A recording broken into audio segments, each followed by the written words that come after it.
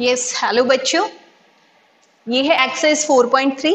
जैसे 4.2 में हमने सीखा था लीनियर इक्वेशन कैसे सॉल्व करते हैं, तो उसमें हमने दोनों साइड कुछ ऐड करना, दोनों साइड सब्ट्रैक्ट करना, दोनों साइड मल्टीप्लाई या दोनों साइड डिवाइड वाला कॉन्सेप्ट हमने यूज किया था। कॉन्सेप्ट बेटा वही है यहाँ पे भी, बट एक्चुअल में प्रैक्टिकल लाइफ में जो हम प्रैक्टिकली यूज करते हैं, आगे सीनियर क्लासेस में भी यूज करते हैं। तो जो अभी आपने 4.2 में जो मेथड सीखा था वो थोड़ा सा लंबा पड़ता है ना। तो कॉन्सेप्ट वही है, आपका बेस वही है, लेकिन एक शॉर्टकट मेथड है जो इस एक्सरसाइज में हम सीखेंगे और एक्चुअल में आपको फिर यही फॉलो करना है, बिकॉज सीनियर क्लासेस में हम यही यूज करेंगे। और लीनियर इक्वेशन बहुत इंपॉर्टेंट टॉपिक है जो सीनियर क्लासेस में आपके बहुत ज्यादा काम आएगा। ठीक है, चलो हम इसका फर्स्ट क्वेश्चन का फर्स्ट पार्ट करते हैं। Okay, 2y + 5/2 = 37/2।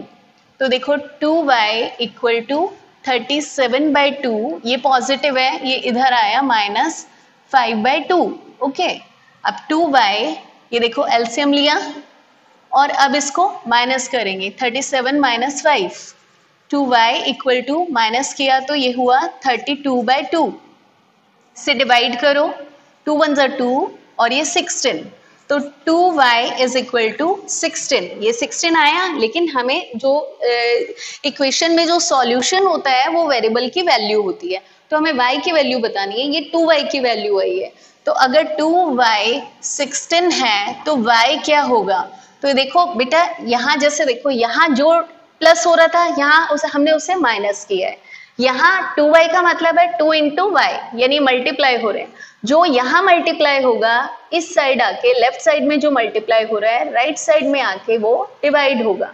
2 1 = 2, 2 8 = 16, तो y = 8। Is it? Now C part, a/5 + 3 = 2।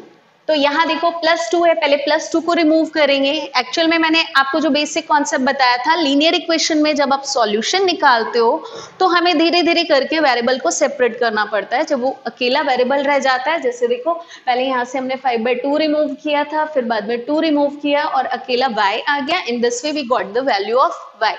तो ऐसे ही यहाँ करेंगे, पहले हम इसको 3 को रिमूव करेंगे यहाँ से। a/5, ये देखो 2, ये +3 है, और अगर इस साइड हम राइट साइड में लेके आएंगे, ये पॉजिटिव है तो इधर ये नेगेटिव हुआ। a/5 = प्लस माइनस, तो माइनस किया तो -1 आया।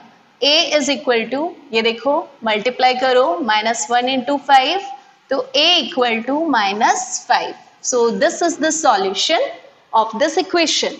Now this equation 5/2x = -5। तो देखो 5/5x यहाँ रखते हैं, ये -5 यहाँ है। अब ये 2 यहाँ डिवाइड हो रहा है, तो जब इस साइड जाएगा तो ये क्या होगा? मल्टीप्लाई। ठीक है, उसके बाद x यहाँ है, 5 2 = 10 और 5 इसके नीचे आएगा। ये यहाँ ये मल्टीप्लाई हो रहा है तो यहाँ ये डिवाइड होगा। इन this way you got x = -2। अब इसी स्टेप को मैं आपको एक स्टेप में भी हम कर सकते हैं, ऐसे नहीं है, जरूरी नहीं है 2 स्टेप लिखें, क्योंकि यहाँ देखो ये क्या है, 5/2 × x, ये है, यहाँ है -5, तो x = -5, ये यहाँ मल्टीप्लाई हो रहा है। ठीक है, तो इसको बेटा हम क्रॉस मल्टीप्लाई कह सकते हैं कि 2 नीचे है तो 2 ऊपर जाएगा, 5 ऊपर है तो नीचे आएगा, यानी 2/5, 5 1 = 5, 5 1 = 5, x = -2।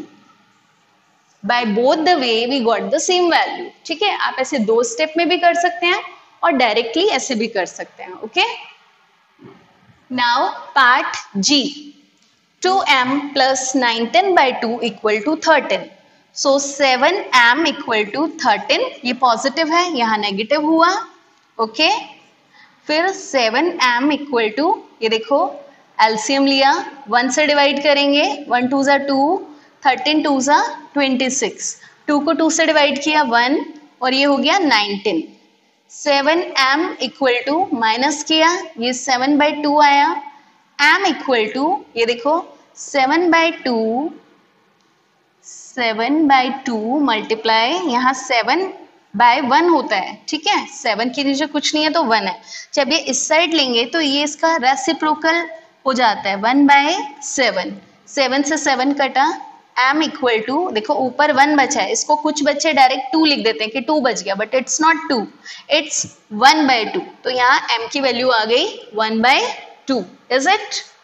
Next question is I and 3l/2 equal to 2/l। जैसे अभी इस स्टेप में भी मैंने आपको बताया था, सेम हम यहाँ करेंगे। देखो 3/2 into L, we have this, इसका मतलब ये मल्टीप्लाई में है, अगर कोई साइन बीच में नहीं होता तो इसका मतलब मल्टीप्लाई है।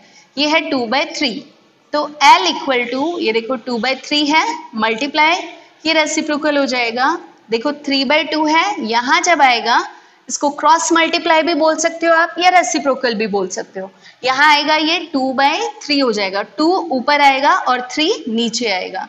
सो l equal to 2 2s 4, 3 3s 9। Okay, ये देखो 2p/3 इक्वल टू 3, ये माइनस है, इधर ये प्लस हुआ। 2p/3 इक्वल टू, ये आया 8, p इक्वल टू 8 इंटू, ये 2/3 है, यहाँ होगा 3/2, 2 1s 2, 2 4s 8, p equal to 4 3s 12, p equal to 12। In this way we can solve these linear equation.